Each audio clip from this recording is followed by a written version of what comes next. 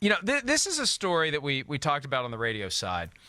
And on the surface, when I see the report from Zach Rosenblatt of NJ.com citing an unnamed source that it's unlikely Nick Foles will return to the Eagles as a backup, my first reaction was to be a little snarky, be a little mean-spirited, and say, well, of course it's unlikely, Zach. You're not telling us anything we don't know.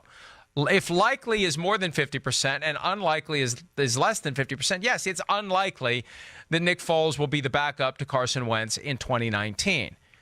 Especially if the Eagles apply the franchise tag to Nick Foles at what will roughly be $25 million for a one-year salary. When you've got Carson Wentz in the fourth year of his rookie contract and his base salary this year is south of $1 million, it will be problematic, to say the least, if you have Nick Foles as his backup at $25 million.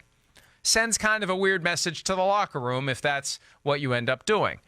But the more I looked at Rosenblatt's story, there's enough meat there that maybe we can begin the process of connecting dots and predicting the falling of dominoes and maybe can glean something significant. Because in addition to the comment that it's unlikely Foles will be the backup to Carson Wentz, Rosenblatt points out that Foles probably would be interested in playing for the Giants. Probably. I put that in quotes because it was in quotes in his story. Probably interested in the Giants. That tells me this is coming from Foles or someone close to Foles. And this idea of rattling the sword about the Giants, it makes me think, because a week ago I said, hey, if the Eagles are going to apply the franchise tag to Nick Foles for the sole purpose of trading him, they're violating the CBA because you're not allowed to tag a guy simply to trade him. You have to have a good faith intention to employ him at the amount of the tag, which means if you're going to tag Nick Foles as the Philadelphia Eagles, you have to intend to pay him $25 million to be the backup to Carson Wentz. But you know what? I poked around a little bit about that. I didn't get the impression that the Foles camp was all that upset about the prospect of being tagged. And now I see this claim that Foles would probably be interested in the Giants. I kind of think maybe Foles and his agents are trying to bait the Eagles into tagging Foles. Well, now, why would you want to do that? It's always better to not be tagged. Well, maybe, just maybe. And I know sometimes when we speculate, people get their noses out of joint, but that's kind of what we do. It's kind of where there's value in understanding how things have happened in the past, where the pieces are aligned now, and where they may go from here. What if the agents who represent Nick Foles have already gauged the market for his services? That happens all the time. It's tampering for the teams to engage in the gauging of the market. But there are ways to do it that are very discreet, that are very informative, that are hypothetical, if need be. But there's a way to find out. And usually the scouting combine is the point where the facade is dropped and people blatantly engage in tampering about guys who are due to become free agents. But we've had weeks now since the Eagles ended their season, and people are trying to figure out what Nick Foles is going to do. It isn't all that difficult to find a way to have communications with the general managers or head coaches or others with organizations that may or may not be interested in Nick Foles. And if Nick Foles' agents are learning that no one really wants to pay him more than $25 million a year on a long-term deal, maybe his better play is to get tagged and to sign it immediately. Whether you're the backup in Philly or whether you get traded to Jacksonville or wherever else, to lock in that $25 million may be the way to go, because if you do hit the open market, maybe you're not going to get the kind of money that you think you're going to get. And stats, I got to give you credit, stats. It doesn't happen often, but you had a good point. You had a good point. I'm going to reluctantly give you praise. You raised a question that needed to be raised. How many teams really do want Nick Foles?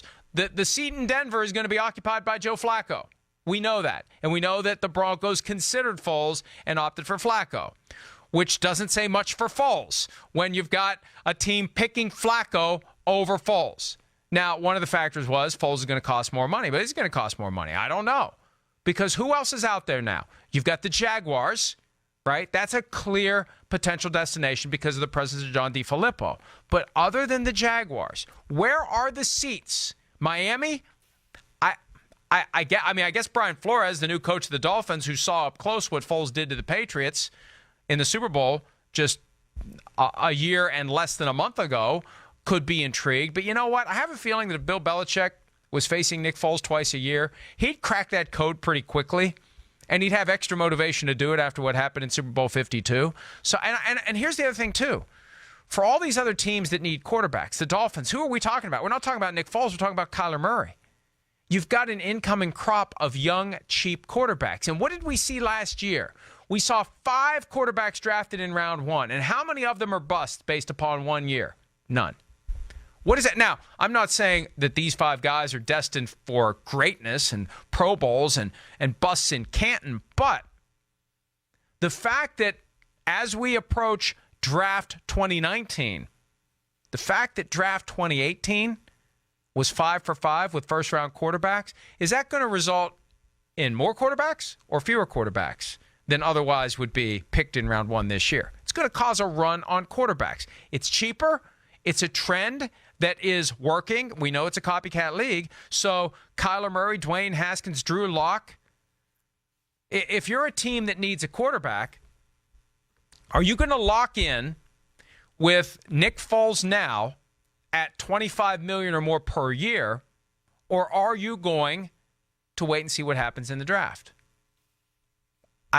I think that there's a real good chance that Nick Foles people have had the conversations, they've gauged the market, and they've realized we're probably better off with the $25 million via the franchise tag from the Philadelphia Eagles. I just have a feeling based upon, and that's the thing, when you look at the report from Zach Rosenblatt of NJ.com, and I'm trying to provide him a compliment here. I'll see if I can do it successfully. The actual nuts and bolts, I look at it and I say, who cares, right? But you think about it, you take a step back, you don't want to miss the forest for the trees. I never really did understand that, but it sounds good. You don't want to miss the forest for the trees. The forest here is that maybe Nick Foles knows that there isn't going to be a land rush for Nick Foles if he hits the market as an unrestricted free agent. So the question becomes, in this game of chess, checkers, and ultimately chicken, are the Eagles going to let him hit the open market for fear of the possibility that he stays in the division? Do they use the franchise tag? That's why it's significant that someone close to Foles is saying he probably would be interested in the Giants. We don't even know if the Giants are interested in him, right? Maybe Pat Shurmur's more interested in Case Keenum. Maybe it's going to be the same end result, that if the Giants end up with Case Keenum, well, first of all, they could just stick with Eli Manning. But assuming they're moving on from Manning, it could be Keenum versus Foles. And, well, Keenum's only $18 million. Foles is $25. See, the events of this week, I think, are significant as it relates to what the interest will be in Nick Foles and how much money will be available for Nick Foles. And no matter what you do, and I think back to when Kurt Warner had his resurgence in Arizona, he wasn't handed that job. Kurt Warner had his time as the quarterback for the greatest show-offs on turf. Then he had that stretch when it fell apart in St. Louis. He was with the Giants, and he got benched for Eli Manning. And there was just a sense, does he really have it anymore, right? There's kind of that same – with Foles, it's different because we've seen recent postseason performances that we say, oh, wow, maybe he's got something.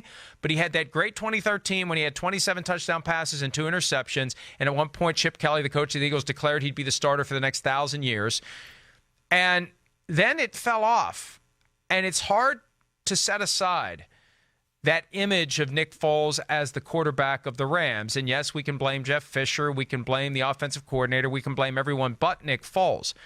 But if you're talking about looking at the body of work and coming to the conclusion that this guy's going to make more than $25 million a year, 1 year after the Vikings handed $28 million per year on a 3-year contract fully guaranteed to Kirk Cousins, and considering that last year all those rookies taken in round 1 have worked out, I could see quite possibly a conclusion coming that Nick Foles isn't worth $25 million a year, and it could be that Foles and his agents want the Eagles to pull the trigger on the franchise tag. Hi, I'm Mike Tirico, and thanks for watching. Make sure to hit subscribe for the latest news and highlights from NBC Sports.